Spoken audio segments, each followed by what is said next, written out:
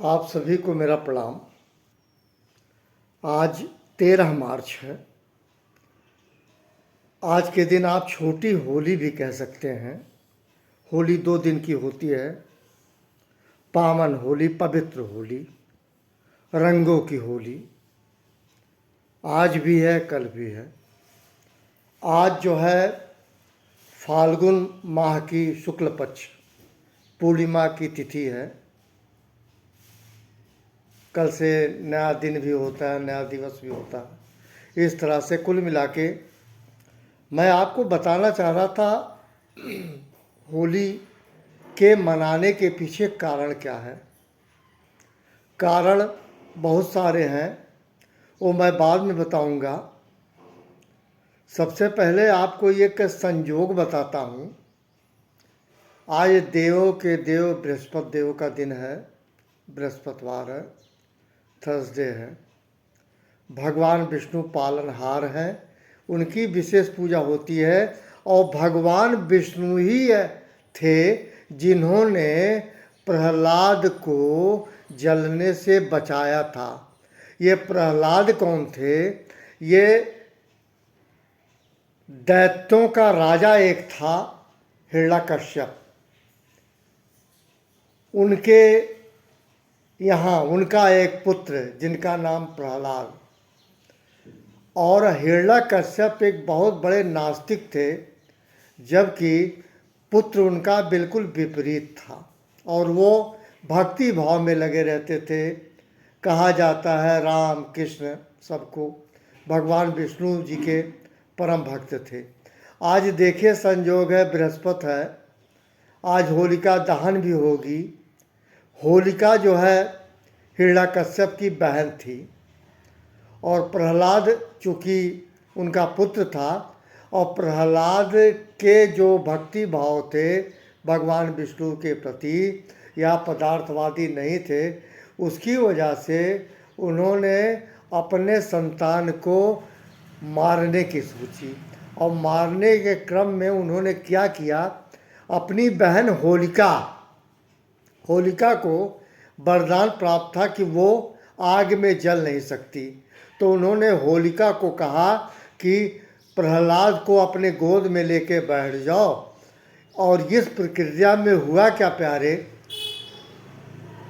भगवान विष्णु आते हैं, होलिका जल के स्वाहा हो जाती है और भक्त प्रहलाद जीवित हो जाते हैं।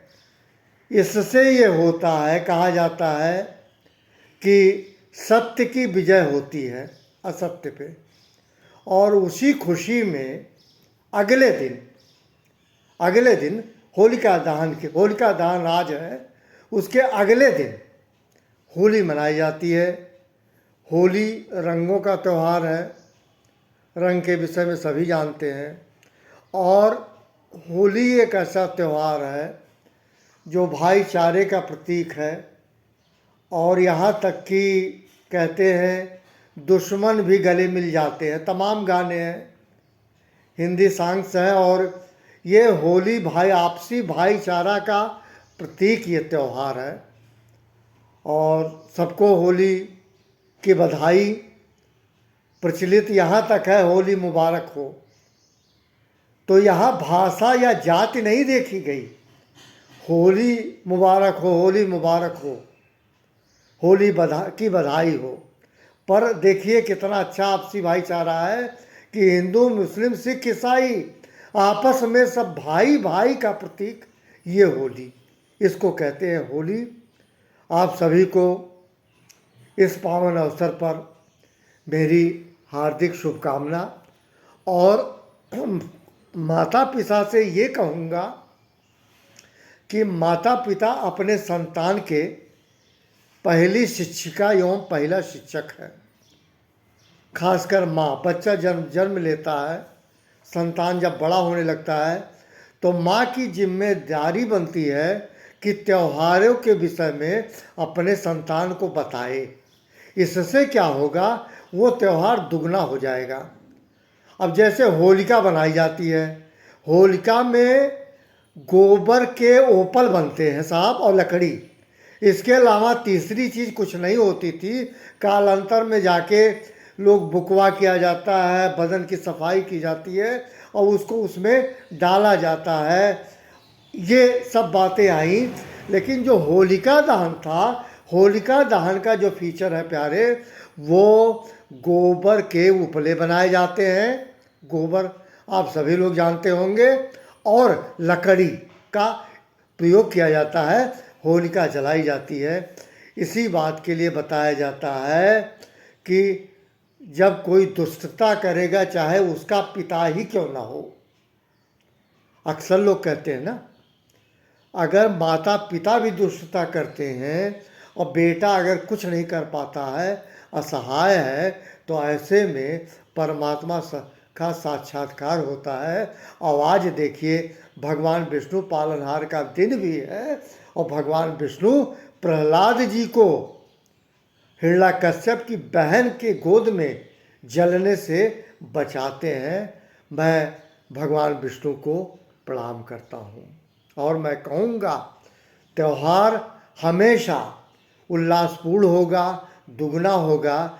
बच्चों को बताया जरूर जाए, संतानों को, कि बेटा होलिका दहन क्यों होता है, होली क्यों होती है। इसके अलावा कुछ पॉइंट्स मैंने लिखे हैं, उसमें ये है, होली एक जश्न मनाती है, बसंत का उत्सव है, और कह देंगे, ये भी कह सकते हैं अंतिम उत्सव है। उत्सव तो चला आ रहा है महाशिवरात्रि के पहले से, जब बसंत पंचमी शुरू होती है। ये बसंत उत्सव है, इसकी पराकाष्ठा आप कह सकते हैं। हम उत्सव मनाते हैं एकता और जो है का प्रजनन अनुष्ठान। मैं प्रजनन का एक्सप्लेनेशन नहीं देना चाह रहा हूँ। इसमें क्या होता है, संतानों की भी सुख होती है जिनके संतान नहीं है, एक कहा गया है ऐसे में। और उसके बाद मौसम के बदलाव का प्रतीक है। आपको बताएं, मौसम बदलेगा क्योंकि चैत आ जाती है, फागुन के बाद नई शुरुआत का दिन भी होता है, और बुराई पर अच्छाई की विजय का प्रतीक होली, ये तो आप सभी जानते हैं। इन्हीं शब्दों के साथ पुनः आप सभी को मेरा प्रणाम, इस अनुरोध के साथ कि जब भी कोई तीज त्यौहार आए, माता पिता अपने बच्चे को जरूर बताएं। Thank you very much. सबको प्रणाम।